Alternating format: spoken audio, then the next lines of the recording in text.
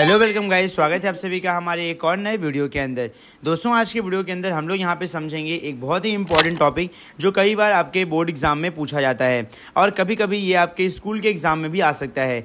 आज के अपने इस वीडियो लेक्चर के माध्यम से हम लोग यहाँ पे रिडक्शन क्या होता है उसके बारे में समझने वाले हैं। वैसे तो रिडक्शन, ऑक्सीडेशन, ये सारे रिएक्शन जो हैं आप लोगों ने चैप्टर नंबर 3 का जब अभ्यास किया था, चैप्टर नंबर 3 जो कि केमिकल रिएक्शन वाला चैप्टर था, जब आपने उसके बारे में पढ़ाई की थी तो वहाँ पे आप लोगों ने रिडक्शन क्या होता है, ऑक्सीडेशन क्या होता है, ये सब बातों को वहाँ पे पढ़ा था। अब क्योंकि ये क्वेश्चन एक बार फिर से आ चुका है तो आइए समझ लेते हैं क्या होता है एक्चुअल में रिडक्शन का मतलब। जब किसी भी केमिकल रिएक्शन के अंदर ऑक्सीजन का लॉस होता है और हाइड्रोजन का गेन होता है, यानी किसी भी केमिकल रिएक्शन में अगर ऑक्सीजन बर्बाद होती है और हाइड्रोजन जो होता है वो लिया जाता है तो उस रिएक्शन को हम लोग कहते हैं रिडक्शन रिएक्शन।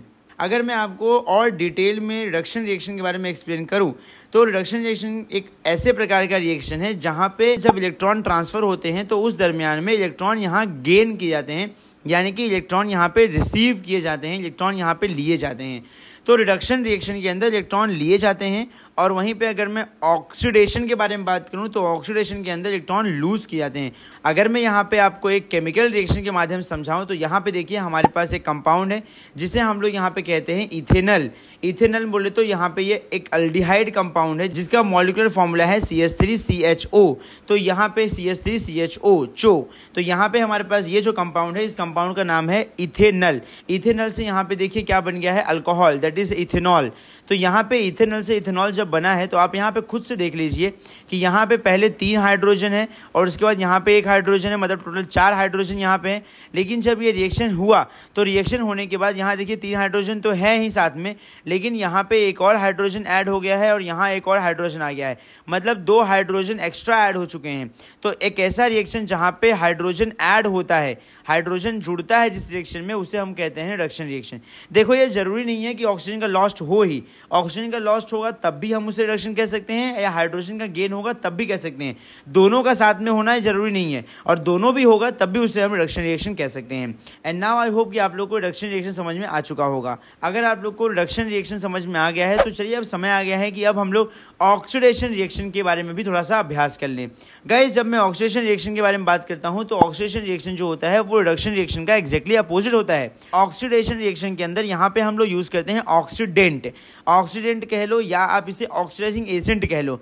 ऑक्सीडाइजिंग एजेंट और ऑक्सीडेंट बेसिकली ये वो एंटिटी है जो ऑक्सीजन को देती है किसी दूसरे सब्सटेंस को।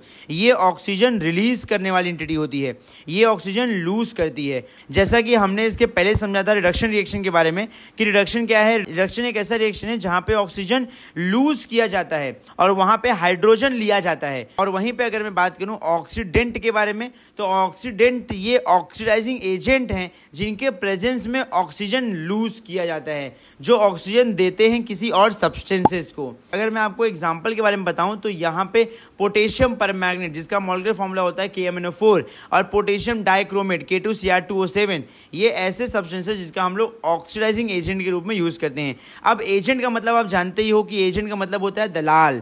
तो यहाँ पे ऑक्सीडेंट वो दलाल है जिसके उपस्थिति में, जिसके प्रेजेंस में ऑक्सीजन निकाला जा रहा है, ऑक्सीजन लूज किया जा रहा है।